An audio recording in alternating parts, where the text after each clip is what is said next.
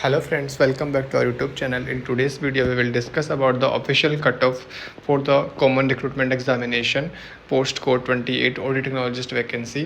तो जैसा कि हम जानते हैं कि सीआरई का रिजल्ट अनाउंस हो चुका है। तो लास्ट वीडियो जो कि एक्सपेक्टेड कट ऑफ के बारे में हमने बनाया था, उसमें काफ़ी बच्चों के कमेंट्स आए हैं। बच्चे पूछ रहे हैं उनकी रैंक के अकॉर्डिंग क्या उनको सीट मिल पाएगी या नहीं मिल पाएगी, क्या वो सिलेक्शन के रेंज में हैं कि नहीं उनके कैटेगरी के अकॉर्डिंग। तो उसी के रिगार्डिंग आज हम इस वीडियो में बात करने वाले हैं। तो चलिए बिना देर किए वीडियो शुरू करते हैं। तो सबसे पहले हम देख लेते हैं कि एम्स दिल्ली और कैफिम्स दोनों ने कितनी कितनी सीट्स अनाउंस की थी for the post of audit technologist. तो एम्स दिल्ली की अगर हम बात करें तो यूआर कैटेगरी में 24 सीट्स हैं, जबकि कैफिम्स में 30 सीट्स हैं। ईडब्ल्यूएस में 6 सीट्स एम्स दिल्ली की हैं, 7 सीट्स कैफिम्स की हैं। ओबीसी की बात करें 17 सीट्स एम्स दिल्ली की हैं, जबकि 18 सीट्स कैफिम्स की हैं। एससी कैटेगरी में दोनों में 10-10 सीट्स दी गई हैं। For the ST category 6 seat दी गई हैं एम्स दिल्ली के लिए और 5 सीट दी गई हैं कैफिम्स के लिए। तो टोटल सीट्स की अगर हम बात करें तो एम्स दिल्ली में 63 सीट्स हैं, जबकि कैफिम्स में 70 सीट्स ऑफर की गई हैं। एम्स सीआरई ने जो अभी रिजल्ट पब्लिश किया है उसमें लगभग 980 लोगों को क्वालिफाई किया है, पर सीट्स तो हमारे पास टोटल लगभग 70 + 63 मतलब कि 133 सीट्स ही अवेलेबल हैं।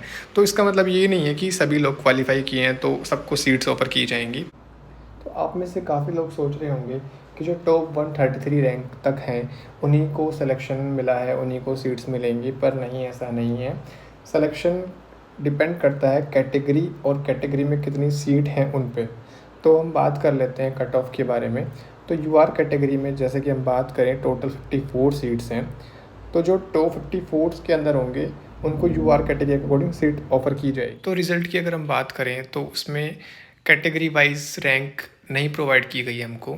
आप काउंट नहीं कर पाएंगे उस रिज़ल्ट के अकॉर्डिंग कि आपकी रैंक क्या है कैटेगरी में। तो हमने ये आपका काम आसान करने के लिए एक लिस्ट बनाई है, उसमें यूआर कैटेगरी की आप टॉप रैंक देख सकते हैं। ये जो ब्लू हाईलाइटेड पोर्शन है इनको सीट्स मिलना एकदम कन्फर्म है।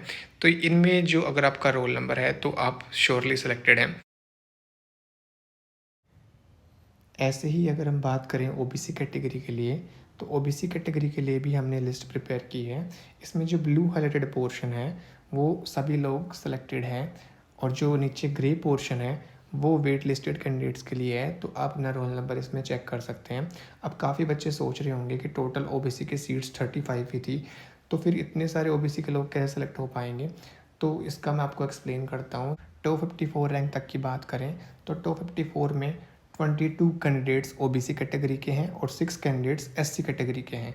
तो वो अपनी सीट्स यूआर कैटेगरी से ले सकते हैं ओबीसी कैटेगरी को छोड़ के। तो जो नीचे वाले रैंक में ओबीसी कैटेगरी के होंगे तो उनको ये सीट्स ऑफर कर दी जाएंगी। तो लगभग 35 + 22 सीट्स, मतलब कि अप्रोक्स 57 सीट्स, 57 भी अगर हम ना माने तो 50 to 55 सीट्स ओबीसी कैटेगरी के कैंडिडेट्स को मिल जाएंगी। तो अगर आपका रोल नंबर इस ब्लू हाईलाइटेड पोर्शन के अंदर है तो आप श्योरली सिलेक्टेड हैं। और जो ग्रे हाईलाइटेड पोर्शन है उसमें कैंडिडेट्स हैं, तो वो आप लोगों को टेंशन लेने की ज़रूरत नहीं है इतनी। अगर ऊपर की सीट्स कोई वैकेंट छोड़ता है तो आपको श्योरली वो सीट ऑफर की जाएगी नीचे वाले रैंक के लिए। तो ऐसे ही अगर हम बात करें एससी कैटेगरी के लिए, तो टोटल एससी कैटेगरी में 20 सीट्स ऑफर की गई थी, और टॉप 54 रैंक के अंडर 6 कैंडिडेट्स एससी कैटेगरी के हैं। तो वो अपनी सीट्स नीचे के कैंडिडेट्स के लिए छोड़ सकते हैं, वो यूआर कैटेगरी के अकॉर्डिंग सीट लेंगे। तो टोटल 20 + 6 26 सीट्स एससी कैटेगरी के कैंडिडेट्स के लिए रिजर्व है।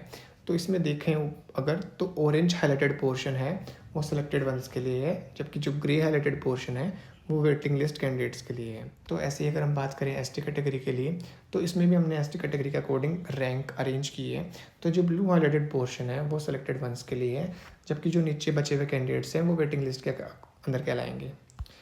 ऐसे ही हम बात करते हैं ईडब्ल्यूएस कैटेगरी के लिए, तो जो ग्रीन हाईलाइटेड पोर्शन है वो सिलेक्टेड वंस के लिए है, जबकि ग्रे हाईलाइटेड पोर्शन है वो वेटिंग लिस्ट कैंडिडेट्स के लिए है।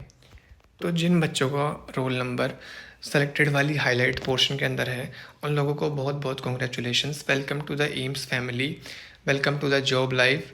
और जो बचे हुए कैंडिडेट्स हैं ग्रे हाईलाइटेड पोर्शन वाले, वो निराश ना होएं। ऐसा नहीं है कि आपको सीट्स मिलने के चांसेस ज़ीरो हैं। अगर ऊपर किसी ने सीट वैकेंट रखी तो श्योरली वो सीट नीचे वाले को कैंडिडेट को मिलेगी। तो हो सकता है कि आपको भी सीट वेटिंग लिस्ट में अलॉट कर दी जाए। और जिन कैंडिडेट्स का रोल नंबर इस लिस्ट में अवेलेबल नहीं है, उन लोगों को निराश होने की ज़रूरत नहीं है। नेक्स्ट सीआरई जल्द ही अनाउंस होने वाला है। इस बार काफ़ी सीट्स आएंगी। बाकी एम्स भी पार्टिसिपेट करेंगे जिन्होंने इस बार पार्टिसिपेट नहीं किया है।